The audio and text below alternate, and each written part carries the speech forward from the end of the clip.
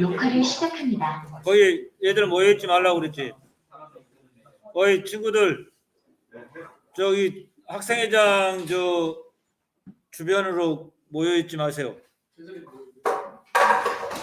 이 종갓나이 식구들 선생님 말 안 들으면 여기 지금 다 녹화되고 있어요. 준이야 집중하자. 자, 아는 오늘은 물론 복습 시간이지만 전력과 전력량 그리고 저항의 직렬 연결과 병렬 연결 시 전체 전류의 크기 그리고 또 각 저항에 걸리는 전압과 전류의 세기가 어떻게 다른가에 대해서 살펴보기로 하겠습니다. 미스터 프렌드, everybody look at the monitor. 어이, 집중, concentration. 자, 그러면 이제 문서를 공유를 하고요. 오늘 배우는 부분에서도 기말 시험이 출제된다라고 하는 걸 좀 알고 좀 열심히 좀 들어주었으면 좋겠습니다. 앞으로 지금 계속 하는 그 내용들은 직접적으로 그 기말고사와 관련된 내용들이다라고 생각하고 고도의 집중력을 가지고 잘 쫓아오시면 좋은 결과를 가져올 수가 있다. 물론 너희만 할 때 공부하고 싶은 친구들이 어디에 있겠어. 방 놀고 싶고 음악 듣고 싶고 또 뭐 이성을 사귀고 싶고 뭐 그러겠지만서도 공부하고 싶은 거. 자, 그래서 이제 어쨌든 간에 자, 요거부터 먼저 하겠습니다. 지금 이게 잘 안 보이나요? 이 저항의 직렬 연결과 저항의 병렬 연결 그리고 저항의 혼합 연결에 대해서 관련된 문제들을 하나씩 개념을 살펴보고 문제를 또 풀어보기로 하겠습니다. 자, 저항의 직렬 연결이 했을 때 우리가 이제 전체 전류, 각 저항에 흐르는 전류는 전체 전류의 세기와 같다. 그래서 I는 I1과 같고 I2하고 같다. I1이 뭐냐라고 하면 저항 R1에 걸린 전류의 세기고 I2는 R2에 걸린 전류의 세기이기 때문에 직렬 연결의 특징은 I는 I1 이코르 I2하고 같다. 이 내용 꼭 기억을 해줘라. 어이 친구들,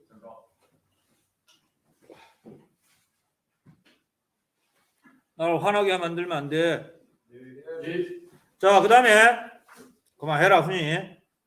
그 다음 각 저항에 걸리는 전압, 여기 전체 전압은 R1에 걸리는 전압 V1과 R2에 걸리는 전압 V2의 합과 같다. V는 V1 플러스 V2라고 하는 사실을 꼭 기억을 해줘라. 알겠지? 그러면 여기 요 식에서 요걸 유도해 낼 수 있어. V는 V1 플러스 V2에서 R은 R1 플러스 R2라고 하는 요 식을 유도해 낼 수 있다. 어디에서 뭘 유도해 낼 수 있다고? V는 V1 플러스 V2라는 식에서 전체 저항은 R1 플러스 R2와 같은 식을 유도해 낼 수 있다고요. 그럼 여기 V는 우리가 어떻게 쓸 수 있냐면 옴의 법칙에서 V는 I 전체 전류 곱하기 전체 저항 IR은 여기는 I1 R1 이거는 I2 R2이기 때문에 I하고 I1 I2가 같아서 I가 전부 생략이 되면 약분이 되면 전체 저항 R은 R1 플러스 R2와 같은 요 내용을 가지고 문제를 접근할 수 있어야 돼요. 자, 이제 직렬 연결은 끝났어. 그 다음에 이제 병렬 연결 시 저항, 전압, 전류와의 관계가 어떻게 되느냐를 살펴보기로 하겠습니다. 자, 전체 전압이 V고, 그리고 이와 같이 연결된 이 연결 방법을 전류가 흐르는 길이 두 갈래 이상인 저항의 연결법을 병렬 연결이다, 이렇게 얘기합니다. 알겠냐? 네. 그러면 병렬 연결의 특징은 이 전체 전류는 각 저항에 나누어 들어가기 때문에 전체 전류는 I1 플러스 I2라고 하는 요식을 얻어낼 수 있어. 그리고 병렬 연결 시는 각 저항에 걸린 전압의 크기가 똑같아. V는 V1 이코르 V2라고 하는 요식을 활용을 하시고요. 그 다음에 병렬 연결에서는 요식을 이용해서 요걸 유도해낼 수 있어. 아까 병렬에서는 V를 이용해서 R을 유도해낼 수 있지만 병렬 연결에서는 I를 이용해서 전체 저항의 값을 유도해낼 수 있어. 요걸 이 I라고 하는 건 뭐냐? R분의 V고 I1은 R1분의 V1 플러스 그 다음에 I2는 R2분의 V2이기 때문에 V는 V1, V2 똑같아요. 그래서 약분돼 버리면 전체 저항분의 1은 저항 1분의 1에다가 저항 2분의 1을 더해서 전체 저항의 값을 구해낼 수 있다. 이 값을 꼭 기억을 해 두셔야 된다. 그래서 물론 여기 녹화를 해서 유튜브 올려놓겠지만 그 유튜브를 오늘 이해가 안 되면 또 한번 유튜브 보시면서 저항의 직렬 연결 시 전체 저항을 어떻게 구하고 저항의 병렬 연결 시 전체 저항을 어떻게 구하는 것인가를 꼭 유도해 낼 수 있어야 되겠다. 여기서 이걸 유도해 낼 수 있고 여기서 이걸 유도해 낼 수 있기 때문에 이 병렬과 직렬 연결 시에 전체 저항을 어떻게 구할 것이냐라고 하는 거 꼭 기억을 해 두시면 되겠습니다. 자, 그러면 이제 문제를 적용해 보도록 하겠습니다. 자, 이것은 이제 저항의 직렬 연결이죠. 저항의 직렬 연결이죠. 지금 첫 번째 저항이 1옴, 두 번째 저항이 2옴, 세 번째 저항이 3옴입니다. 그러면 저항의 직렬 연결 시 전체 저항은 얼마지? 이걸 다 더하면 되죠. 그래서 전체 저항은 여기 나와 있죠. 1 플러스 2 플러스 3을 더하면 6옴이 나왔어요. 그죠? 그 다음에 전체 전압은 6볼트가 주어졌네요. 그러면 이쪽으로 흐르는 전류, 전체 전류의 세기는 얼마냐? I는 옴의 법칙에 의해서 저항의 합, 전체 저항 6분의 R분의 V, 전체 전압 V 6분의 6. 6분의 6이면 얼마지? 1이죠. 그러면 여기에도 1암페어가 흐르고 여기도 1암페어가 흐르고 여기도 1암페어가 흐르고 다시 이쪽으로 넘어올 때도 1암페어가 흐른다라고 보시면 돼요. 됐냐? 됐다 그래? 자, 그러면 여기에 걸린 전압은 얼마냐? 전압은 V는 IR이죠. V1은 I1 곱하기 R1. 그래서 I1 곱하기 R1이니까 1볼트가 걸리고 여기에 걸린 전압은 I2 곱하기 R2니까 2볼트가 걸리고 여기에 걸린 전압은 I3 곱하기 R3이기 때문에 3볼트가 걸린다. 알겠습니까? 그러면 1볼트, 2볼트, 3볼트를 전체 더하면 몇 볼트? 6볼트가 나오게 된다라고 풀어주시면 되겠습니다. 그 다음에 이 첫 번째 저항에 소모되는 전력이 얼마냐? 전력은 공식을 알아둬야 돼. 전력은 V 곱하기 I야. V 곱하기 I니까 V 곱하기 I 여기 있죠? 1V 1A니까 1W. 두 번째 저항에서 소모되는 전력 2V 1A니까 2W. 여기 세 번째 저항에 소모되는 전력은 전압 곱하기 전류이기 때문에 VI 3W. 그러면 여기 1W가 소모되고 1초에 2W가 소모되고 3W가 소모되기 때문에 전체 6W가 소모되구나. 이렇게도 풀 수 있고 전체 전류하고 전체 전압을 곱해. VI를 곱하면 6W잖아. 그래서 전체 전류하고 전체 전압을 알면 V 곱하기 I가 1초 동안에 소모되는 전력이야. 그래서 여기도 6W가 나오죠. 그죠?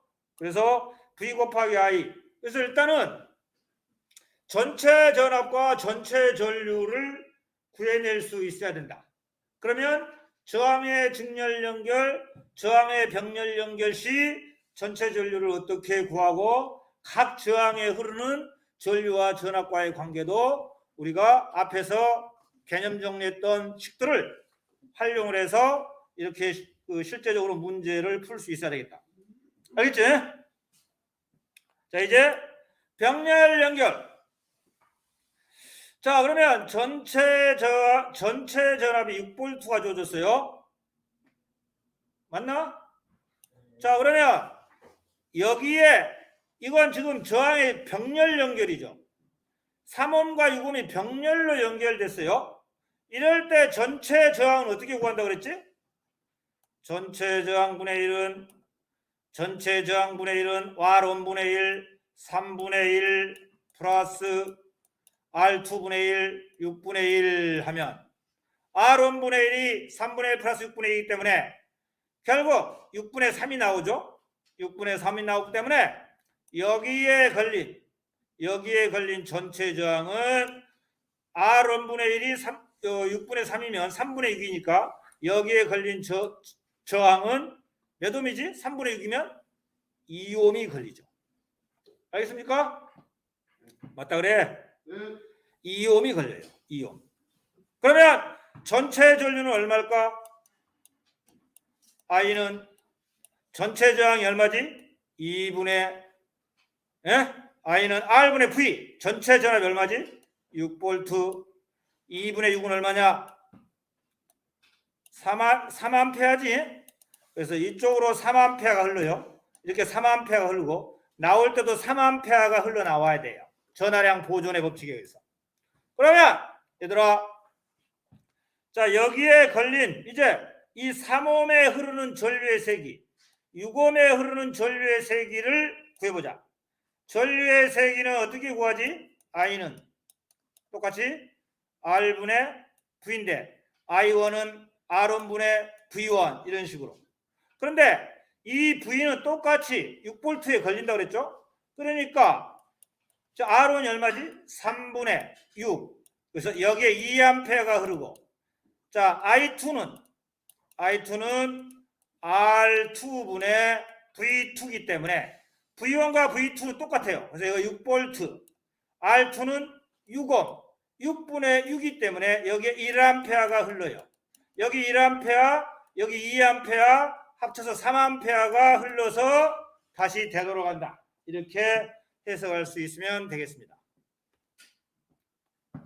이 종갓나 새끼들이 듣는 놈들 하나도 없네. 오케이? 자, 그 다음에 이제 요거는 이제 저항의 무슨 연결이죠? 혼합 연결이야. 자, 전체 저항이 12V야. 전체 전류 어떻게 구하지? I전, 어른전. I전 어떻게 구하냐? R전분의 V전은 12V. 자, 이렇게 구해야 돼요. 그러면 R전을 구해야 되잖아. R전을 구하려면 어떻게 구하냐? 여기에 직렬로 되어 있는 게 2옴이야. 그럼 병렬로 연결된 걸 구해야 될 거 아니야? 그럼 여기 이쪽 두 병렬로 연결된 여기에 스몰 R전이라 해보자. 스몰 R전. 그러면 스몰 R전분의 1은 6분의 1 플러스 3분의 1 하면 결국 아까 계산한 것처럼 스몰 R전분의 1이 6분의 3이 나왔으니까 여기 전체 저항은 2옴이 걸렸구나. 이렇게 보시면 돼요. 됐어요? 그러면 이쪽의 2옴과 여기 스몰 알전의 전체 저항 2옴이니까 전체 저항이 몇 옴이지? 4옴이지. 그러면 4옴분의 12. 그러면 3A 여기 흐르고 있네. 3A 여기도 3A 흐르고 이 3A가 나눠서 들어가고 다시 3A가 이렇게 기어서 나와야 돼. 그죠? 이렇게 기어서 나와야 됩니다. 그러면 우리가 12V가 이제 걸렸는데 이쪽에는 몇 볼트가 걸려야 되느냐? 여기 3A 2옴이니까 6V가 걸리는 거고 병렬 그럼 합쳐서 12V 나와야 되니까 요 전체에는 6V가 걸려야 돼. 여기도 6V, 여기도 6V가 걸려야 되죠. 그러면 여기에 흐르는 전류의 세기는 어떻게 구하지? R분의 V 1A, R분의 V 2A 합쳐서 2A, 1A 합쳐서 3A가 이렇게 다시 흘러서 다시 들어간다. 이렇게 해석하죠. 그러면 이 전기기구가 1초 동안에 소모하는 전기 에너지, 즉 전력은 얼마냐? 이렇게 물어보면 전력은 VI니까 36W 이렇게 보시면 돼요. 그리고 각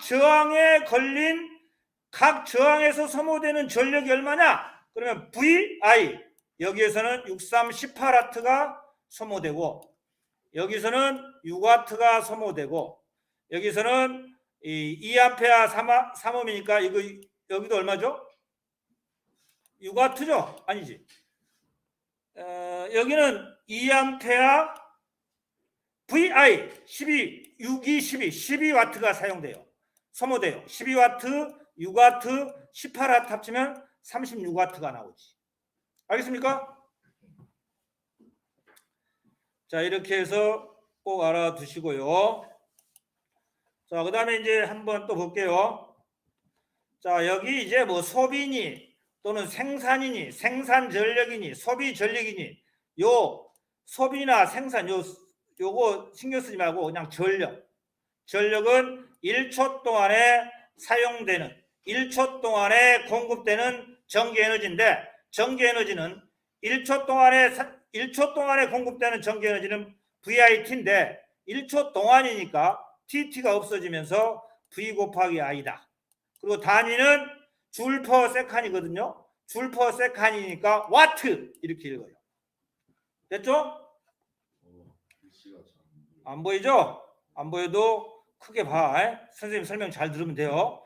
자, 전력 P라고 하는 것은 이 전기 에너지 1초 동안의 전기 에너지를 1초로 나눠야지.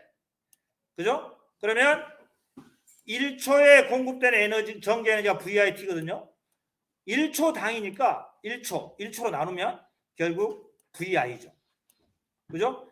전류에다가 전압을 곱한 게 결국은 그 전력이다. 예? 소비 전력이든 공급되는 전력이든 생산되는 전력이든 앞에 글자 무시하고 전력 하면 전압에다가 전류를 곱한다 라고 생각하시면 되고, 그 다음에 전력에 한 글자 더 붙었어요. 전력량이 있어요. 전력량은 전력에다가 시간을 곱하면 돼. 전력에다가 시간. 이거 시간의 단위는 뭐냐면 아우어야. 그러면 2분의 1시간이면 0.5를 곱해야지. 그죠?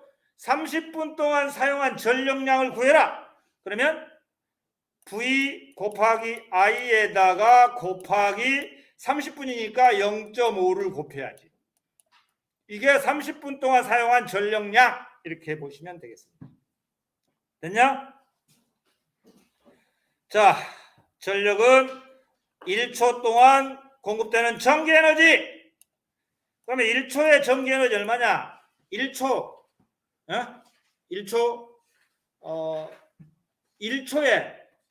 공급되는 전기에너지. 1초의 전기에너지는 V 곱하기 I 곱하기 T거든요. 근데 1초 동안이니까 1초로 나눠야지. 그래서 전력은 V 곱하기 I다. 이렇게 보시면 되고, 그 다음에 이거 해석할 줄 있어야 돼. 220V, 720W가 의미하는 게 뭐냐?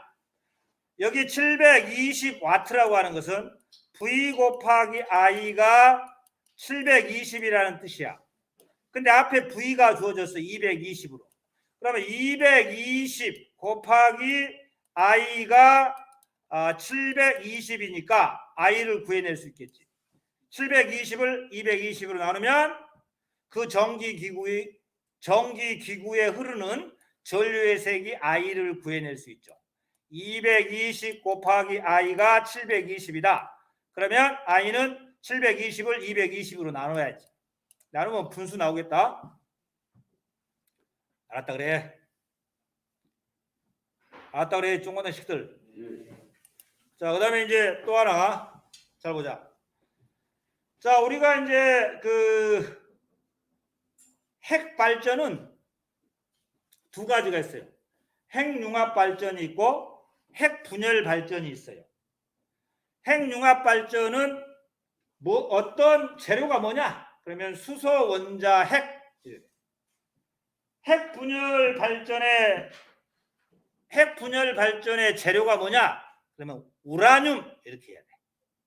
핵융합을 봐봐. 자, 핵융합은 이렇게 돼요. 4개의 수소 원자 핵이 1개의 헬륨 원자 핵으로 변하면서 막대한 에너지가 쏟아져 나와요. 그런데 이 에너지 계산을 어떻게 하느냐? 이 에너지 계산은 델타 M 곱하기 C의 제곱으로 계산하면 돼요. 공식이야. 이게 이제 그 유명한 아인슈타인의 질량 에너지 등가 원리야. 자, 예를 들어서 여기 무시하자. 요거 무시해. 요 질량 무시하자. 얘 질량이 4g이었다 해보자.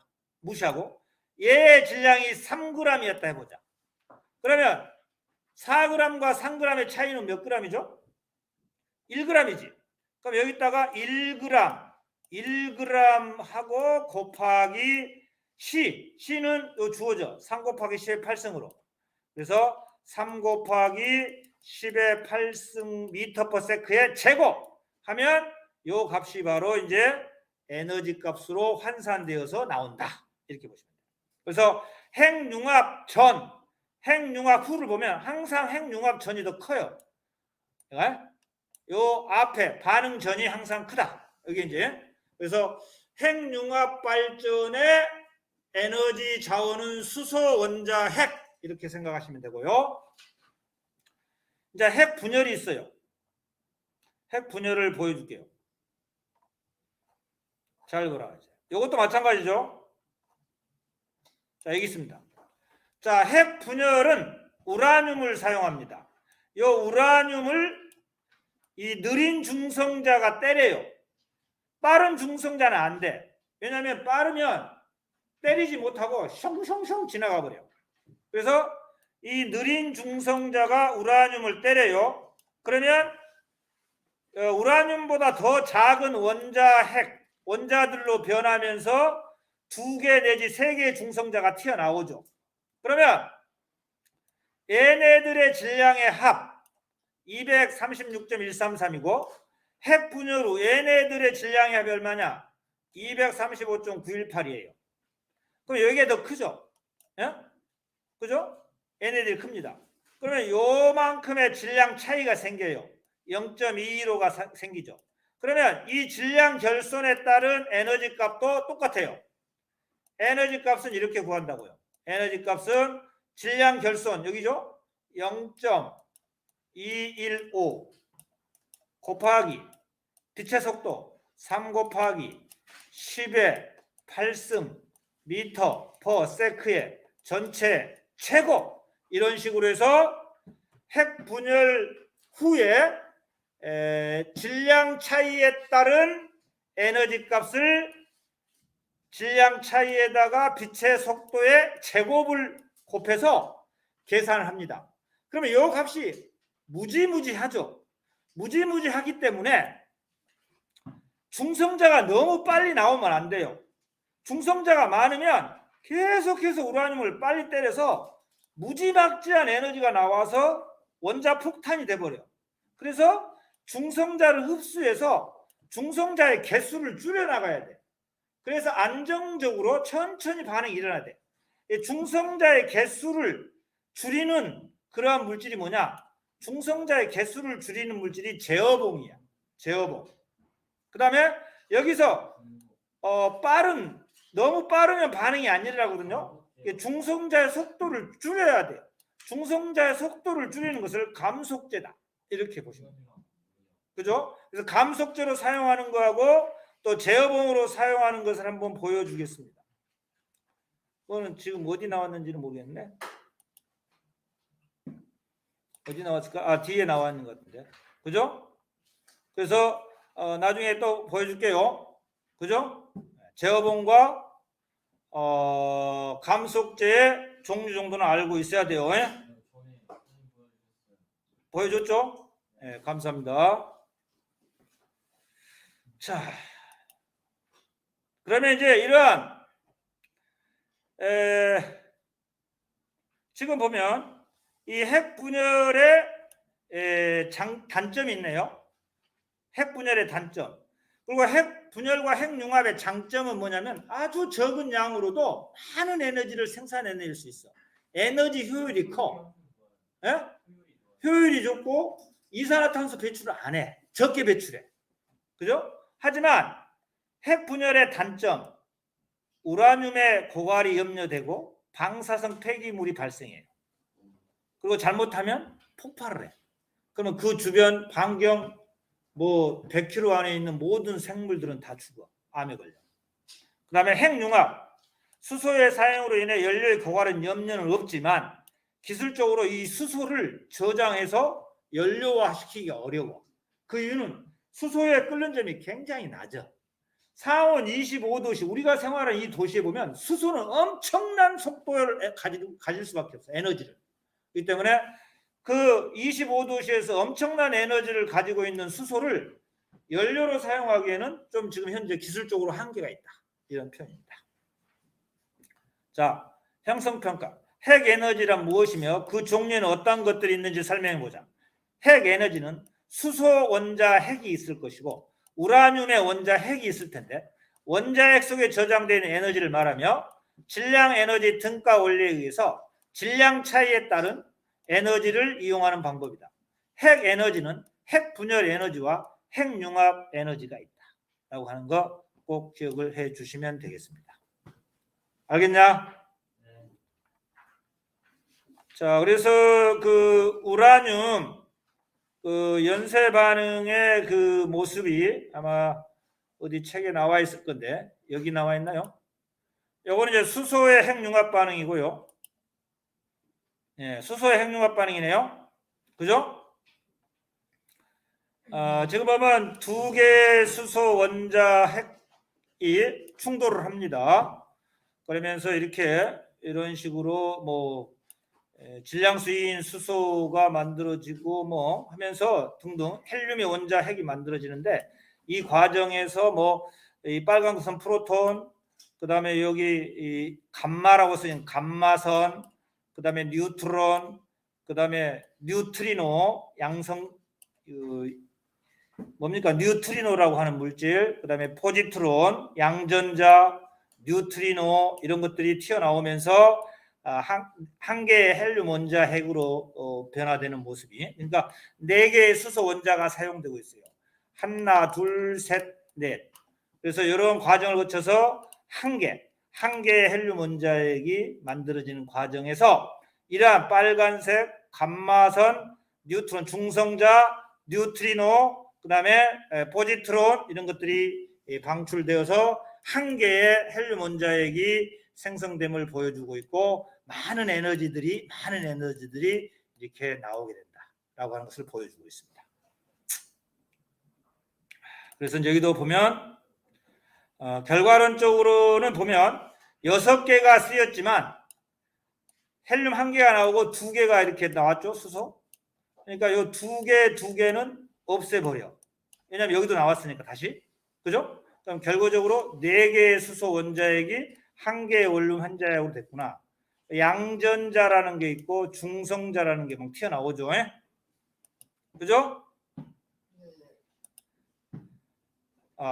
양전자, 이 포지트론이라고, 뉴트리노는 중성미자, 감마선 아까 다 했죠? 이런 것들이 튀어나오면서 이렇게 그 한 개의 뭡니까? 헬륨 원자 핵이 나옵니다. 그래서 요 두 개는 봐봐 여기서 몇 개 되냐면 하나 둘 몇 개죠? 세 개 또 있어야 된대. 하나 둘 수소 원자 핵 하나 둘 셋 넷 여기 요걸 봐야 되겠다 그죠? 요걸 봐야 됩니다. 요거 여기 보시면 하나 둘 셋 넷 다섯 여섯 개가 사용됐는데 두 개가 튀어나왔으니까 결국은 네 개가 사용돼서 한 개가 튀어나왔구나 이런 게 보시면 되겠습니다. 그래서 여기에 보시면 이렇게 네 개가 한 개의 헬륨 원자핵으로 되면서 여러 가지 그 입자들을 토해내 놓죠. 양성자, 감마선, 중성자, 중성미자, 양전자 이런 것들을 토해낸다. 토해내 놓으면서 이렇게 한 개의 헬륨 원자핵이 된다. 그리고 그에 따른 질량 결손만큼의 에너지가 방출된다. 질량 결손만큼의 에너지가 방출된다. 이렇게 보시면 되겠습니다. 됐어요? 됐다 그래. 자, 핵융합 작은 원자핵끼리 뭉쳐서 큰 원자핵을 만드는 거고 반응 후 질량보다는 반응 전 질량의 합이 좀 더 커요. 그래서 얘네들의 질량보다 얘네들의 질량이 작아요. 그래서 이만큼 17.6 메가 일렉트론 볼트라고 하는 어떤 에너지가 방출되어 나온다. 질량 에너지 등가 원리가 뭐냐? 질량과 에너지는 동등하고 질량 결손이 뭐냐? 질량 차이다. 그 다음에 질량 결손과 에너지는 그 질량 차이에 따른 에너지 값은 델타 M 곱하기 C의 제곱으로 계산한다. 라고 하는 거 알아주시면 되겠습니다. 매스 디펙트 수소 원자핵 4개의 질량이 헬륨 원자핵 1개의 질량 이거 1개가 빠졌네. 1개의 질량보다 큽니다. 그래서 얘가 좀 크니까 요 차이에 해당하는 에너지가 튕겨져 나올 수 있다.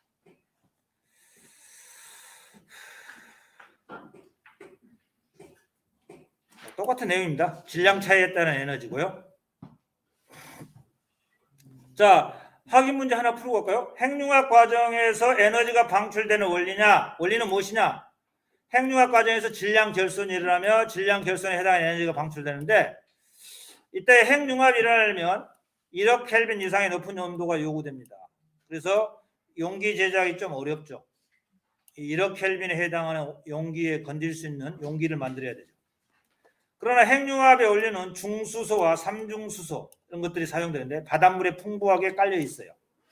발전 과정에서 방사성 물질이나 이산화탄소 배출되지 않으면 친환경적이지만 용기 제작이 어렵다. 수소 핵융합 반응이 일어나려면 몇 켈빈 이상의 온도가 필요해요? 1억 켈빈. 그러니까 용기 제작이 어려워. 이러한 단점이 있죠.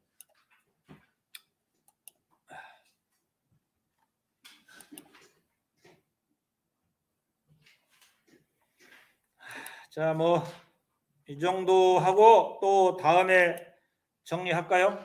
여기 있네. 또 개념 정리 하나 넘어갈까요? 태양 중심부에서는 수소 핵융합 반응이 일어나서 에너지가 방출된다. 그 다음에 질량 결손이 뭐냐? 반응 전의 원자핵과 반응 후의 원자핵의 질량의 차이다. 뭐 이런 얘기죠. 그 다음에 이제 석탄 에너지는 전환되는데 석탄, 석유와 같은 화석 연료, 화학 에너지는 태양 에너지가 오랜 시간 축적된 에너지 자원이다. 그죠? 그리고 이제 광합성은 태양 에너지가 화학 에너지로 전환된 경우다. 이렇게 보시면 되겠습니다. 에너지는 자꾸 전환이 가능하다. 그 전환이 가능한데 전환 과정에서 우리가 이제 다시 사용할 수 없는 열 에너지로 빠져나가 버리니까 에너지를 아끼고 전략하자 이런 뜻이죠.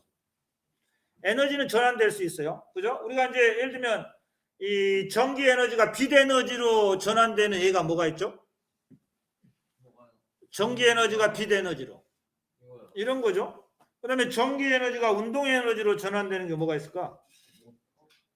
뭐 선풍기 같은 거, 그죠? 이런 것이죠. 그죠? 그다음에 뭐 또 이제 뭐 전기 에너지가 열 에너지로 전환되는 예가 뭐가 있을까요? 전기 밥솥, 그죠? 뭐 이런 것도 있고. 그러나 그러한 전환 과정에서 우리가 에너지가 전환되는데 우리가 이제 다시 사용할 수 없는 에너지, 열 에너지로 이제 외부로 빠져나가 버리니까 우리가 이제 에너지를 아끼고 보호하자, 아니 에너지를 아끼고 전략하자 이런 차원이죠. 자, 오늘 여기까지 할게요.